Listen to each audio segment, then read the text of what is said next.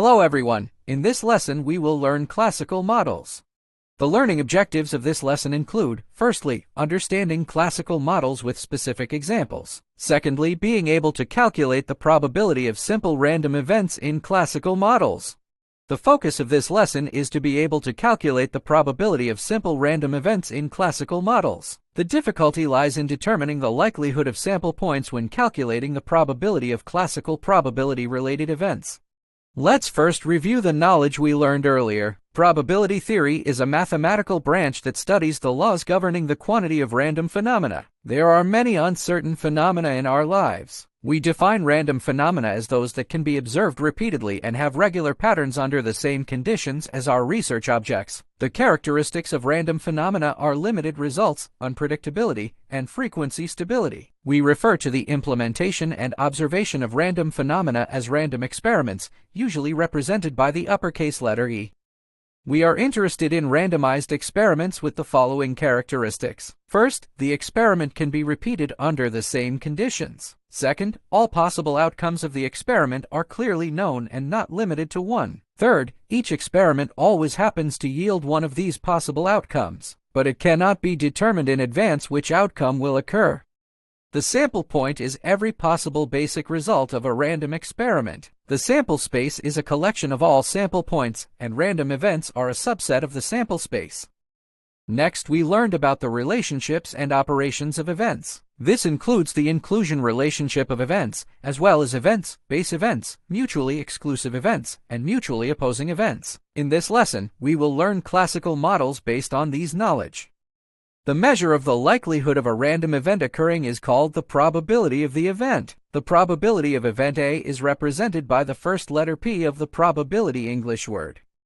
Let's first take a look at three random experiments that we are familiar with and consider their common features. Experiment 1. Toss a coin with uniform texture and observe which side faces up when it lands. The sample space of this experiment contains 2 sample points. Also, because the coins are uniform, it can be assumed that the probability of each sample point appearing is equal. Experiment 2. Roll a dice with uniform texture. Observe the number of points facing upwards when it lands. The sample space of this experiment contains 6 sample points, and because the dice have a uniform texture, it can be assumed that the probability of each sample point appearing is equal. Experiment 3. Toss a coin with uniform texture twice and observe its upward-facing surface when it lands. The sample space of this experiment has 4 sample points. Similarly, because coins are uniform, it can also be assumed that the likelihood of each sample point appearing is equal. The common feature of these 3 experiments is that the sample space has only a limited number of sample points. The likelihood of each sample point occurring is equal. We refer to experiments with the above 2 characteristics as classical probability experiments, and their mathematical models are called classical probability models, abbreviated as classical probability models. In the first 3 random experiments, if event A is facing upwards, event B occurs no more than 4 points, and event C happens to face upwards once. So, how to measure the likelihood of events A, B, and C occurring? Because event A contains a sample point, the sample space of experiment 1 has 2 sample points, so the probability of event A is equal to 1/2. Event B contains 4 sample points. The sample space of experiment 2 contains 6 sample points, so the probability of event B is for 1/6, which is to 1/3. Event C happens to have 2 sample points facing upwards at once. The sample space of experiment 3 contains 4 sample points, so the probability of event C is 2 for 4, which is 1 for all. Generally, let experiment E be a classical model. The sample space omega contains n sample points. If event A contains k sample points, then the probability PA of event A is defined as k to n, where n and omega represent the number of sample points contained in event A and the sample space omega, respectively. The French mathematician Rabelais used this formula as a general definition of probability in 1812, which we now refer to as the classical definition of probability. Classical probability model is an idealized probability model. The method of using classical probability models to determine the probability of events in history has made significant progress in the 17th and 18th centuries, and is now also a very important method for determining the probability of events. Whether a random experiment can be classified as a classical model requires attention to whether the experiment possesses the two characteristics of classical models, namely finiteness and equal possibility. By obtaining the sample space of the random experiment and the number of sample points contained in event A, the probability of event A can be calculated. It is worth noting that not all randomized experiments can be attributed to classical models. For example, throwing a bottle cap and observing its state after landing cannot be classified as a classical model. Let's take a look at the example below. Multiple choice questions are commonly used in standardized exams. Generally, one should choose the correct answer from the four options A, B, and D. If the candidate has mastered the content of the test, they can choose the only correct answer. What is the probability of a candidate randomly choosing an answer if they cannot solve a question?